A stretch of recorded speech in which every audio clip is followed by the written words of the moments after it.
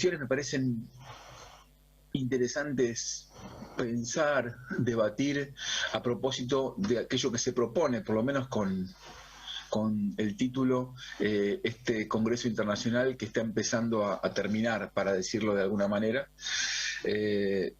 Escuela y nuevas tecnologías, ¿no? Desafíos y posibilidades en los escenarios actuales. Yo quisiera decir que primero que no soy un especialista en tecnología, tampoco en tecnología educativa. Sí, me interesa siempre saber, leer y de algún modo estar atento a aquellos desarrollos teóricos, aquellos desarrollos que tienen que ver con el campo de la tecnología, especialmente en la escuela. Entonces, si bien trabajo en la formación de nivel superior como docente en este momento, y me parece interesante quizás complementar aquello que planteaba quien me anticipó en el uso de la palabra, Carlos, que se centró en la formación universitaria. Preferiría en todo caso en esta ocasión, y para complementar su disertación, hablar pensando en la educación obligatoria. Siempre recuerdo aquella advertencia que nos hizo un gran referente, politólogo y de la educación en clave de derecho, como es el querido Eduardo Rinesi, a quien leímos y seguimos escuchando cada vez que hace algún tipo de interlocución. Y recuerdo que Eduardo Rinesi en un momento, hace algunos años, planteaba que la educación universitaria va a ser realmente un derecho cuando logremos cumplir con la educación obligatoria. Y en nuestro país la educación obligatoria involucra al nivel inicial, al nivel primario y al nivel secundario. A este último nivel, y completando, aún todavía falta parte del nivel inicial, tiene mucho que ver con la ley 26206 del año 2006, tan importante. Entonces, prefería abocarme a la educación obligatoria. Y en ese sentido, pensar más allá de algunas precisiones específicas en torno a la tecnología, que repito, no seré yo quien avance sobre eso, porque intento ser cuidadoso de los campos disciplinarios y en los que uno se formó y trabajó. Sí me gustaría decir que la propia escuela es una tecnología. Y a propósito de esta intervención, eché mano a algunos libros. Uno, en general, cuando está acercándose a un congreso, va preparando y va volviendo sobre algunas lecturas. Y bueno, volví sobre estos clásicos de la pedagogía, ¿no? Ian Hunter, ¿no? Repensar la escuela, subjetividad, burocracia y crítica. Y justamente plantea en su análisis en perspectiva histórica, que la propia escuela es la conjunción de diversas tecnologías. Él habla de una tecnología moral y de una tecnología pastoral. En los momentos en que se constituye la escuela, me refiero a la escuela como sistema educativo moderno, al compás y al calor de también la construcción del capitalismo industrial. Allí la escuela se constituye en una tecnología de poder, en la tecnología de gobierno, en donde una entre tantas preguntas era cómo gobernamos a las infancias, fundamentalmente a esas infancias, a esos piberíos que aparecen desparramados frente a la fuerte irrupción del desarrollo fabril, inicios de ese capitalismo industrial, con sus papás y también sus mamás abocadas al trabajo fabril. ¿qué hacemos con esas infancias, especialmente aquellos pibes que de alguna manera andan circulando en las ciudades? Y la escuela fue una respuesta de gobierno. Y me parece interesante partir de esa hipótesis con la que trabaja y nos enseña en ese genial libro Repensar la Escuela, Ian Hunter. Y la verdad es que también me parece fundamental plantear no solamente la escuela como tecnología de poder, como tecnología de gobierno, sino también plantear la escuela en ese marco como un permanente campo de disputas. Ustedes titulan a partir de la escuela y nuevas tecnologías, desafíos y posibilidades en los escenarios actuales. Y la verdad es que yo quisiera, en estos minutos que tengo de interlocución con quienes están participando, he visto en YouTube permanentemente saludos de un montón de colegas de distintas partes de nuestro territorio nacional, lo celebro, estos espacios para conversar, para pensar colectivamente, y entonces quiero profundizar en esa idea de la escuela no como ese lugar alejado de la sociedad de la que forma parte, sino justamente la escuela como tecnología de poder, pero también como campo de disputas. La escuela es un campo de disputas, y cuando hablamos de campo de disputas decimos que la escuela es parte del territorio social en el que disputamos sentidos, en el que no es lo mismo usar una palabra que otra. La escuela es una oportunidad para algunos chicos o para algunas chicas única. La escuela es para muchos, y diría para casi todos y todas, la primera institución por fuera de las familias donde los pibes y las pibas tienen la oportunidad de constituirse como ciudadanos y ciudadanas democráticos. Qué importante plantear entonces ese territorio de disputa, la disputa por formar ciudadanía plural y democrática. Y lo digo en tiempos, permítanme, en que estoy convencido que lo que hay que hacer es una democracia más democrática. Digo esto porque, a propósito del campo de disputas, veo que también en nuestro territorio nacional hay quienes, en nombre de la democracia, no hacen más que adelgazar a la misma democracia, edulcorarla. Y yo creo que la escuela es un territorio fundamental para profundizar la democracia, para cuidar la democracia y hacerla cada vez más democrática, porque justamente estamos pensando en quienes serán son el presente y serán el futuro de las decisiones que le darán sentido a nuestra sociedad. Entonces, en ese sentido, pensar la escuela como un campo de disputas también es pensar en la relación entre la escuela y el Estado, la relación entre el sistema educativo y el mercado. El pensar ese campo de disputas en tanto la escuela sea un derecho o se convierta en un privilegio. No nos olvidemos de dónde venimos. Recién les decía que me iba a centrar en la escuela obligatoria, y particularmente la escuela secundaria durante gran parte de nuestra historia ha sido un lugar más ligado al privilegio que al derecho. No tienen más que revisar sus propias historias familiares, de los vecinos, de la provincia de la que forman parte, y van a ver que lo que estoy diciendo no es otra cosa que contar aquello que aparece en las biografías personales, familiares. La escuela secundaria fue para muy pocos, luego para algunos más o no tantos, y hace algunas décadas es para todos y para todas, particularmente desde el 2006 con la ley que acabo de mencionar. Entonces me parece muy importante pensar en la escuela como un campo de disputa entre el derecho y el privilegio, y que eso sigue estando como una tensión permanente. Y en un Congreso pensado desde un lugar como Santiago del Estero, me parece fundamental reponer esa tensión y poder pensarla, y que vos pienses mientras hablo en torno a esta pregunta, a esta encrucijada: la educación y particularmente la escuela como un campo de disputa entre el derecho y el privilegio.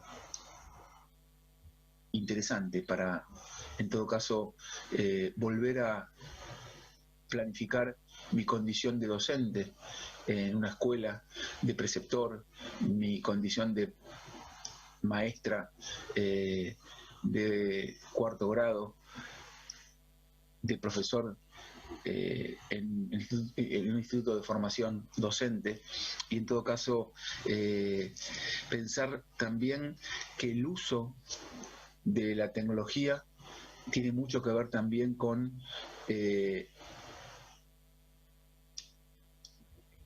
disputas en torno al derecho y al privilegio. Venimos a atravesar una terrible pandemia, y recién lo decía el estimado Carlos Giordano, que ha profundizado o puesto de manera mucho más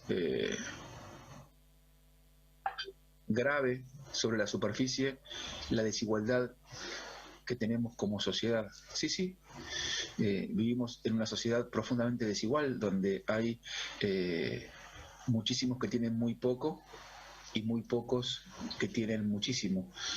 Y me voy a limitar, si quieren, a la cuestión subjetiva, simbólica, a la educación. En términos materiales está claro lo que estoy explicando cuando hablo de una sociedad desigual. No hay más que salir a dar una vuelta a manzana en cualquier lugar donde uno viva para ver en todo caso aquella desigualdad. En el campo simbólico y de la educación, esa desigualdad tiene que ver con el desigual acceso a los bienes simbólicos. Y a propósito de la pandemia que mencionaba, no es lo mismo, o no estuvieron del mismo modo, aquellas familias que disponían de tecnología para uso escolar, y hablo de sus hijos e hijas, que aquellas familias que no disponían de tecnología para uso escolar, o de aquellas familias que tenían que utilizar un celular para turnarse entre los 7, 8 miembros de la misma, que otras familias que disponían cada quien de su celular en buen estado y de última generación, así como una netbook y wifi para la conexión y hacer cualquier Zoom o Meet con quien fuese. Por eso me parece importante plantear aquí desde Santiago del Estero también una mirada que tiene que ver con el lugar desde el que hablo. Recién Aníbal me planteaba, cuando me presentaba, que estoy en la ciudad de Buenos Aires, es la ciudad en la que vivo.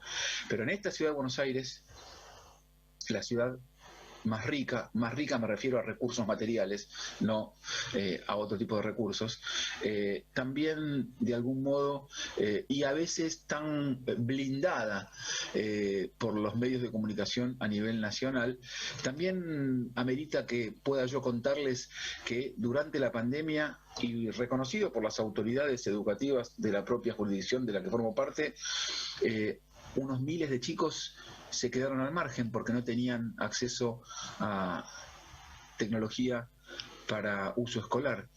Y me parece interesante plantear esto porque a veces resulta un desafío crucial para los que somos educadores o educadoras la responsabilidad de recordar lo que la sociedad tiende a olvidar. Y como justo la pandemia la estamos terminando de cursar, en mi ciudad, reconocido por la propia autoridad ministerial, faltaban unos 4.000 y pico de chicos acceder a tecnología para uso escolar y conectividad.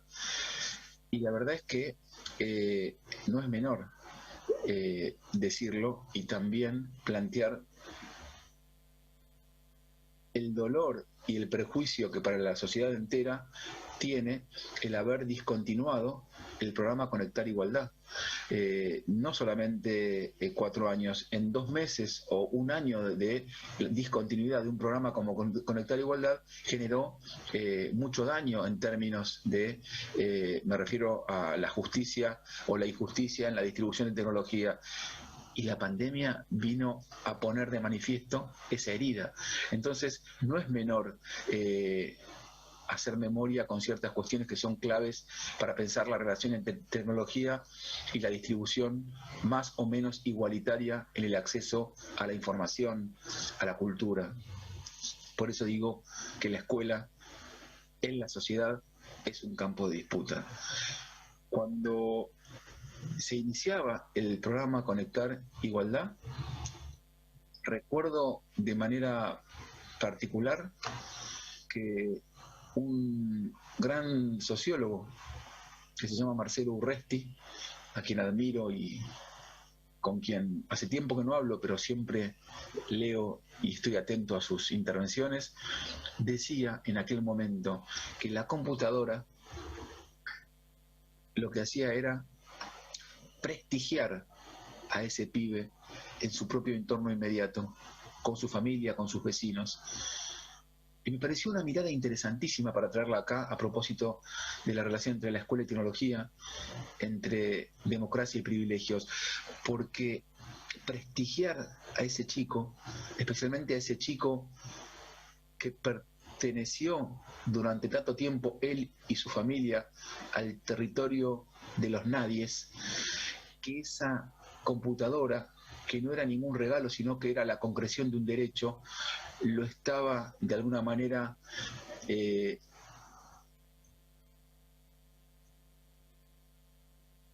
lo estaba retirando de aquel territorio de los nadies para constituirse en un alguien y para dotar de subjetividad y de poder a su palabra y a la relación con un mundo más allá de su entorno inmediato.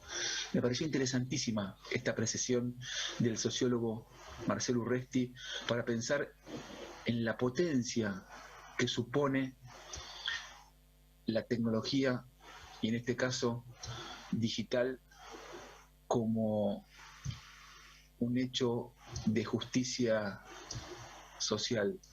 Por supuesto que Conectar Igualdad, que por suerte ha retomado ritmo, vertiginosidad y escala, es una política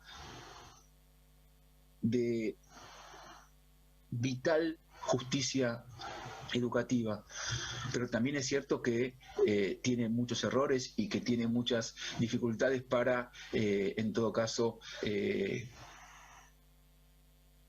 promover más y mejores aprendizajes, para trabajar en torno a un acceso distinto a la cultura, a los bienes simbólicos y al conocimiento, y ese es el desafío central hoy, me parece, para pensar en la relación entre tecnología y escuela, mejorar las condiciones de enseñanza y aprendizaje. Es el desafío central de la política educativa, reponer la enseñanza como asunto estratégico, y allí deben volcarse todos los esfuerzos, pero no por eso dejar de mencionar y de estar atentos a estas disputas de poder y de sentido que en este caso la excusa de la tecnología nos permite poner a conversar en este congreso. Porque, y voy cerrando para ser respetuoso con el tiempo que me han dado y que estamos demorados, porque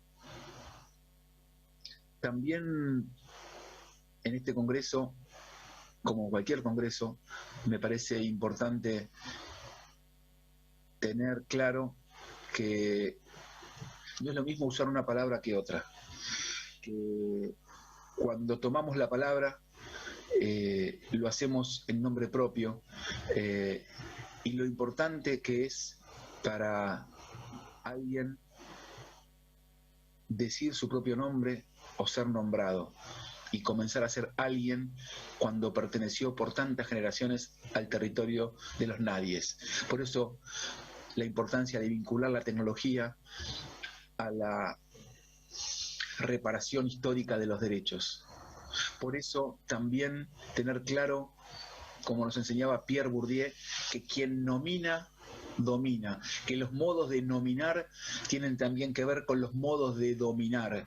Por eso, y para ir cerrando, no puedo dejar de decir que en un congreso como este federal, plantear que el distrito más rico del país en el que vivo,